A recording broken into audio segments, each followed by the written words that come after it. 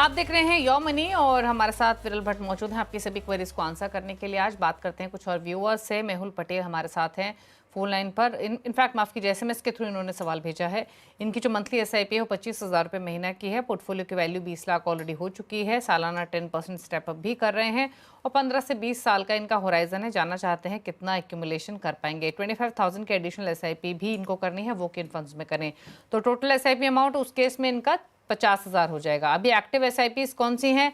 Samco active momentum 5,000 4,000 each है। Nippon India growth, Nippon India small cap, Canara book emerging equities, NJ flexi cap fund और Kotak emerging equity. Lump sum कहाँ है? 1 lakh HDFC small cap में, 1 lakh Invesco India mid cap में, 85,000 HSBC mid cap में और Tata small cap में 55,000।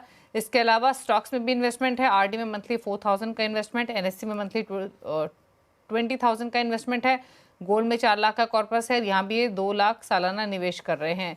तो डाइवर्सिफाइड की हुई है investment, but existing portfolio plus additional SIP plus gold पर क्या राय रहेगी?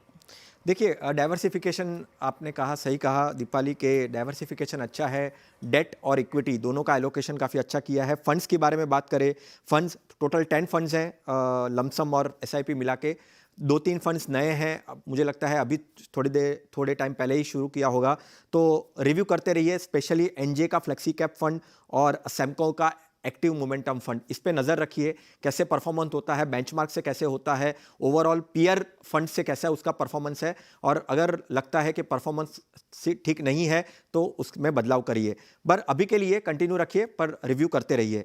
गोल के बारे में बात करें, 10% स्टेप अप करना चाहते हैं, 25,000 की एसआईपी 50,000 करना चाहते हैं, तो सभी को मिला ले, अभी करंट वैल्यू भी है उनके पोर्टफोलियो की, सभी को मिला ले तो 15 साल में 12% अनुमान से दीपाली और स्टेप अप को जोड़ ले, 50,000 की एसआईपी को जोड़ ले, तो कम से कम 5.5 करोड़, राइट, 5.5 करोड़ के आसपास का पोर्टफोलियो उनका वैल्यू बन सकता है 15 साल में। और यही अगर वो और 5 साल कंटिन्यू करते हैं और 20 साल तक रुकते हैं तो पावर ऑफ कंपाउंडिंग और वेल्थ क्रिएशन कम से कम उनको लेकर जा सकता है 12 करोड़ 20 लाख तक।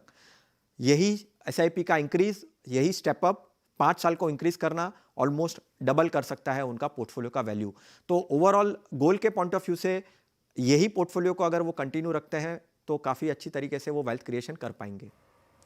और जो 25,000 एडिशनल डालने हैं वो इन्हीं फंड्स में डालें? एब्सोल्युटली, क्योंकि ऑलरेडी 10 फंड में है तो यही फंड में आप बाइफर्केशन कर दीजिए, कोई दिक्कत नहीं है। ओके, तो एग्जिस्टिंग पोर्टफोलियो में ही एलोकेशन आप डबल कर दीजिए, 25 की जगह 50,000 हो जाएगा। इन्वेस्टेड रहिए। रही बात कितना एक्यूमुलेशन आप कर पाएंगे 15 साल में और 20 साल में, वो पूरा कैलकुलेशन विरल ने आपको बताया। 15 साल में आप लगभग 5.5 करोड़ का कॉर्पस इकट्ठा कर लेंगे और 20 सालों में 12.5 करोड़ के आसपास का, ये 12% के रिटर्न के हिसाब से आपको सजेशन दिया गया है। मोहम्मद मोइजुद्दीन कनेक्टेड है बिहार से सवाल पूछने के लिए। नमस्कार मोइजुद्दीन जी, बताइए क्या सवाल है आपका? नमस्कार मैडम। नमस्ते, पूछिए सवाल। मैडम, मेरा सवाल है कि मेरे पास जो भी फंड है तो वो एक तो आप मेरा फंड चेक कर दीजिए। मतलब मेरा जो टारगेट है, मतलब रिटायरमेंट का जो मेरा प्लान है, 5,000 में जो 5 करोड़ का मुझे जो कॉर्पस चाहिए, उसके हिसाब से ये फंड सही है या नहीं है? ओके, तो अभी ये जो आप एसआईपी कर रहे हैं 15,500 की, कब से कर रहे हैं? ये लगभग अप्रॉक्स 2 इयर्स होने जा रहा है। अच्छा, तो कुछ इकट्ठा हो पाया है? पोर्टफोलियो वैल्यू कितनी है अभी? अभी लगभग, अभी तो मैडम 2 लाख प्लस था, 2.5 लाख के आसपास था। ओके, और रिटायरमेंट यानी मान के चले 60 ईयर्स में भी आप रिटायर होते हैं तो 29 साल के आसपास का आपका इन्वेस्टमेंट होराइजन है, जहां 5 करोड़ का टारगेट लेके चल रहे हैं। 15,500 की एसआईपी है। फंड्स कौन से हैं विरल को बता देते हैं। Quant flexi cap 3500 per month, 3,000 each डाल रहे हैं ये Nippon India small cap HDFC mid cap में, 2,000 ईच अगेन डाल रहे हैं एसबीआई कोंटा मुतुरोस्वा लार्ज मिड कैप में, 1,500 पर month ICICI Pru blue chip और 500 कोटक मल्टी कैप में। क्या सलाह होगी? देखिए, पोर्टफोलियो डाइवर्सिफाइड है, 7 फंड्स में निवेश किया है, हर एक कैटेगरी में डिफरेंट कैटेगरी में निवेश किया है। कैटेगरी भी अच्छी है, फंड भी अच्छे हैं, एमसीज भी अच्छी सिलेक्ट की है, कोई दिक्कत नहीं है, कंटिन्यू रखिए ये 7 फंड में। टारगेट की बात करें तो जो उनका टारगेट है 5 करोड़ का, वो थोड़े के लिए वो रह जाएंगे। 12% अनुमान के पॉइंट ऑफ व्यू से मैं अगर कैलकुलेट करूँ तो कम से कम 4 करोड़ 78 लाख के आसपास का पोर्टफोलियो बनेगा। मुझे लगता है थोड़ा सा अगर बढ़ा दे एसआईपी को 1500 से अगर वो बढ़ा देते हैं, स्टेप अप कर देते हैं, तो 5 करोड़ का टारगेट हासिल कर पाएंगे। तो थोड़े से बढ़ाने की ज़रूरत है। फंड्स अच्छे हैं, पोर्टफोलियो डाइवर्सिफाइड है, एसआईपी बढ़ा दीजिए, टारगेट हासिल कर पाएंगे। और अगर वैसे भी 17 नहीं, अगर ये ज़्यादा भी एसआईपी इंक्रीज करना चाहें तो इन्हीं फंड्स में एक्सपोजर इंक्रीज करें या कोई नई कैटेगरी भी ऐड कर सकते हैं? क्योंकि for instance Kotak multi cap में सिर्फ 500 की ही इनकी एसआईपी चल रही है, तो कौन से फंड्स में एलोकेशन इंक्रीज किया जा सकता है? डेफिनेटली, जैसे कोटक का फंड आपने कहा, दीपाली सही कहा, यही फंड में आप ऐड करिए क्योंकि उसमें कम वैल्यू की वो एसआईपी कर रहे हैं, तो उसमें ही जोड़ना काफ़ी अच्छा रहेगा। तो कोई नए फंड को मत जोड़िए, यही फंड काफ़ी अच्छे हैं, इसमें करिए, और जो जिसकी कम एसआईपी की अमाउंट है उसमें आप ऐड कर सकते हैं। ओके, तो ये सलाह दी गई है आपके पोर्टफोलियो को लेकर। आप इन्हीं फंड्स में, आपके फंड चॉइसेस ठीक हैं, आप इन्वेस्टमेंट कर सकते हैं। कोटक मल्टी कैप जहाँ पर सिर्फ 500 रुपये की एसआईपी चल रही है, यहाँ आप एलोकेशन इंक्रीज कर सकते हैं अभी चाहें तो। अभी 15,000 15,500 की एसआईपी है, 17,000 तक की एसआईपी करना बहुत मुश्किल नहीं है, तो सिर्फ 1500 आपको एसआईपी अपनी इंक्रीज करनी है। लेकिन जैसे हमेशा हमारे एक्सपर्ट्स कहते हैं कि इन्फ्लेशन को ध्यान में रख के आप लक्ष्य बनाएं।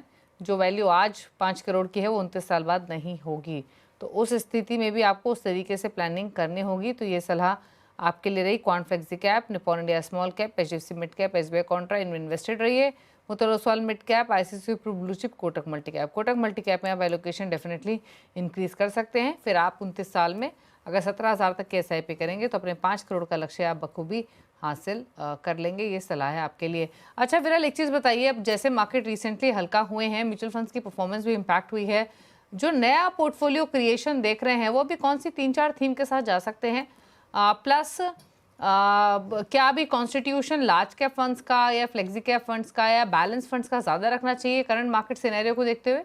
राइट, सही कहा दीपाली। अभी के पॉइंट ऑफ व्यू से अगर देखें और कोई नया निवेशक जुड़ना चाहता है, स्टार्ट करना चाहता है, पहले तो एसआईपी से जुड़िए। सबसे इंपॉर्टेंट ये कैटेगरी वाइज डेफिनेटली आप stand alone, large mid small cap stand alone category में मत जाइए। लार्ज कैप का पोर्शन डेफिनेटली ज़्यादा रखना है। मिड कैप और स्मॉल कैप भी एक्सपोजर होना चाहिए क्योंकि वेल्थ क्रिएशन मिड कैप और स्मॉल कैप से होगी। पर कैटेगरी वाइज आप लार्ज एंड मिड कैप देख सकते हैं, फ्लेक्सी कैप देख सकते हैं, मल्टी कैप देख सकते हैं, क्योंकि ये तीनों कैटेगरी में आपको सारे कैटेगरी के फ्लेवर्स मिल जाएंगे, सारे कैटेगरीज उसमें शामिल हो जाएंगे। और हाइब्रिड को मत भूलिए, क्योंकि देखिए आप कितना भी एग्रेसिव रहोगे, कितने भी ये करोगे, कितना भी आप बोलोगे कि नहीं मुझे इक्विटी में ही निवेश करना है, बट जब मार्केट नीचे जाता है तो आप डर जाते हैं। तो निवेशक जब डर जाते हैं तो उसके लिए पोर्टफोलियो को डाउनसाइड को प्रोटेक्ट करने के लिए हाइब्रिड कैटेगरी रखना, या तो आप बैलेंस एडवांटेज रखिए, या तो मल्टी एसेट रखिए, या तो कंजर्वेटिव हाइब्रिड रखिए, या एग्रेसिव हाइब्रिड रखिए, बट हाइब्रिड को जरूर रखिए। और बाकी इक्विटी के पॉइंट ऑफ व्यू से आप लार्ज एंड मिड कैप रखिए, फ्लेक्सी कैप रखिए, मल्टी कैप रखिए, या आप कॉन्ट्रा भी रख सकते हैं, वैल्यू भी रख सकते हैं और फोकस भी रख सकते हैं, जहां पे आपके फंड मैनेजर को फ्लेक्सिबिलिटी मिलती है पिक एंड चूज करने के लिए। ओके, चलिए, तो ये रही राय इन जनरल सभी व्यूअर्स के लिए। अब पूछ लेते हैं विरल के टॉप 4 फंड्स। विरल बताइए आपके टॉप 4 फंड्स कौन से हैं? देखिए दीपाली, ये मेरे टॉप 4 फंड है। आपका रिस्क प्रोफाइल और आपके फाइनेंशियल कंडीशंस आपको देखनी चाहिए, निवेशकों को ये मेरी सलाह है। मेरे टॉप 4 फंड्स हैं पराग परिक का फ्लेक्सी कैप फंड, इन्वेस्को का कॉन्ट्रा फंड, एडलवाइस का बैलेंस एडवांटेज फंड और आईसीआईसीआई का मल्टी एसेट फंड।